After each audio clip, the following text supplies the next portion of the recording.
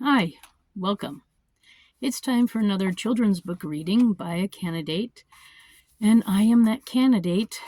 My name is Susan Maud Buchser-Lochocki, and the name of the book I'm going to be reading from today is called What is a Presidential Election?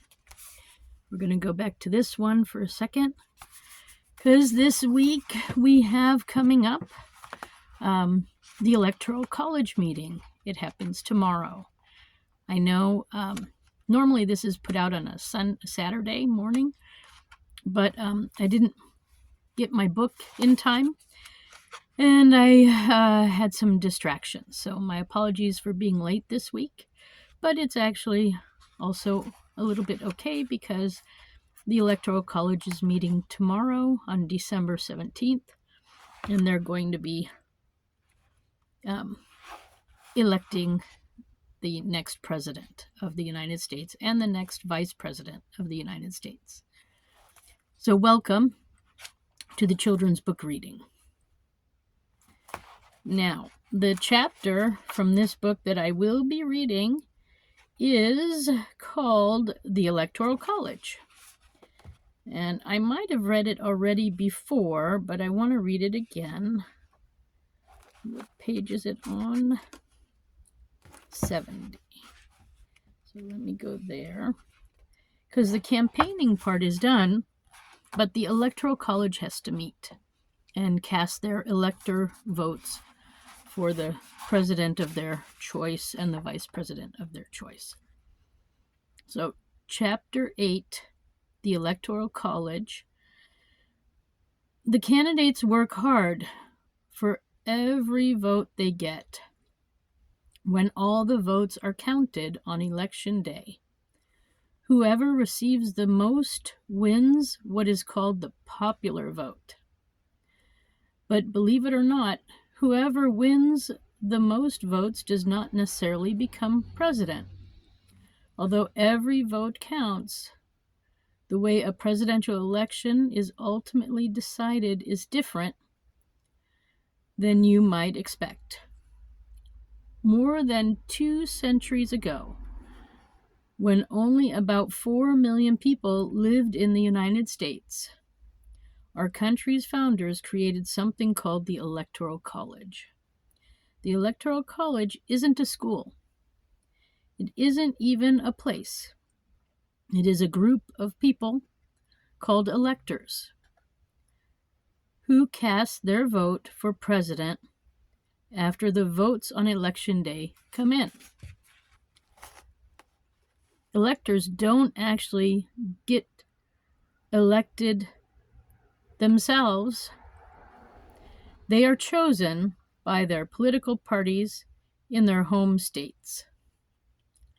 Each state gets a certain number of electors, depending on how many members of Congress are from that state. California, the state with the most people living in it, has 55 electoral votes. Wyoming, the state with the lowest population, has 3. Counting all 50 states, there are 538 electors. So a candidate must win a majority, which is 270 electoral votes, to land the presidency. How do the electors decide whom to vote for? It depends on who wins the popular vote in their states.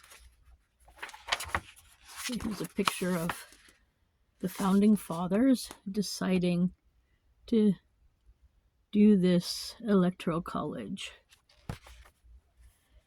Of course, it's just an illustration. If more people in Arizona vote for Joe Biden than for any other candidate, then the state's 11 electors will all cast their votes for him.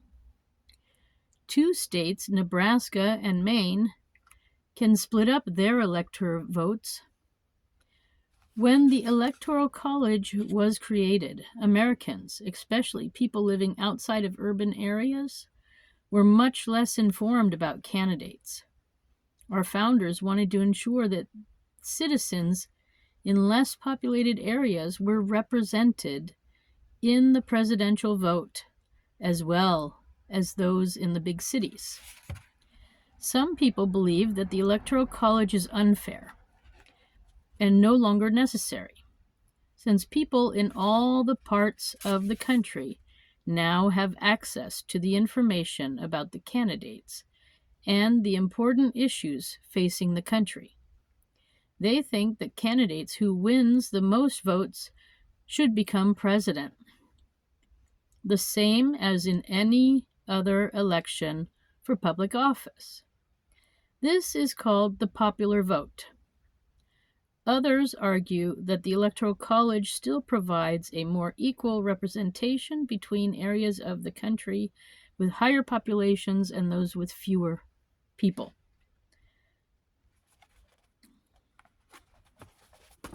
So let me show you that picture, living in rural areas. Then in the 2016 election, Democratic candidate Hillary Clinton received about 3 million more votes than Donald Trump, but still lost the election.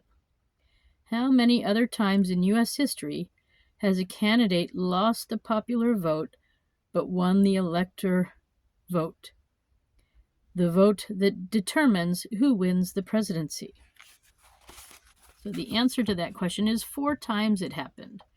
In 1824, John Quincy Adams. In 1876, Rutherford B. Hayes. In 1888, Benjamin Harrison. And in 2000, George W. Bush. So it did happen. Let's see. Which system? So here's a little writing practice if you want. Which system do you think is fairer? The popular vote or the electoral vote, and why? So I guess, I'm going to go ahead and answer this. It's a good one. I think the electoral vote for president and vice president is the best way, because they're supposed to represent equally the whole country, including, Alaska and Hawaii, and all of our territories too, like Guam and Puerto Rico, etc. So I think it's important to do it with the Electoral College and not go by popular vote, so that this more rural areas will also have a better chance of picking the president that would best suit them. And the other part is we've learned this year in the 2024 election cycle that there's a lot of fraud in the registering to vote list, and there's a lot of illegal people on that list voting. So Texas had over a million people just itself. West Virginia had 380,000 names, not this election cycle, but the election cycle before.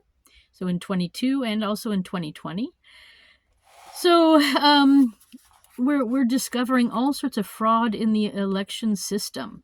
So the popular vote could have been decided by those million illegal votes from Texas if we went by popular vote. So I think because the states sometimes are not very good at organizing their elections and running them in a clean and non-fraudulent way, and there's some corruption in the system, I think it's important to, if there's a problem with Texas, that it should stay in Texas and not affect the entire country. And if it's a problem in West Virginia, it should stay in West Virginia. If it's a problem in Ohio, it should stay in Ohio, etc. You understand me, I think. Okay, so that is the chapter. It's finished now from this book, What is a Presidential Election? Read by me, a candidate for president, Susan Maud Buchser-Lochocki, or Susan Buchser for short. And I will try to read next week on the right day. It depends on where I am. I'm traveling right now, so it is sometimes difficult, or I'm tired. But anyways, I'll do my best. I'm sorry for being late this time. But I think it's a good one, and I think it's okay because, like I said, tomorrow, December 17th, 2024, the electoral colleges will meet in each and every state, either on Zoom or in person, and they will cast their votes for who their section of the state, their district, their county voted for. And then those votes will be put together, and then they will be sent off to Congress to be read on January 6th and in 2025, and then we'll know the results.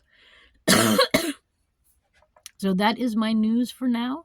That is my children's book reading for now. And if you have an opinion about what's better, popular vote or electoral college, you can also write it in the comments. And if you're looking at this on YouTube, don't forget to like and subscribe to my YouTube page that you're watching on, and anywhere else you're watching this. So anyway, thank you for stopping by. If you want to find out more about me and my candidacy, you can go to my website, which is susan4usa.com. That's Susan, the number 4, USA.com. All right. Thanks. Have a good day. Bye for now.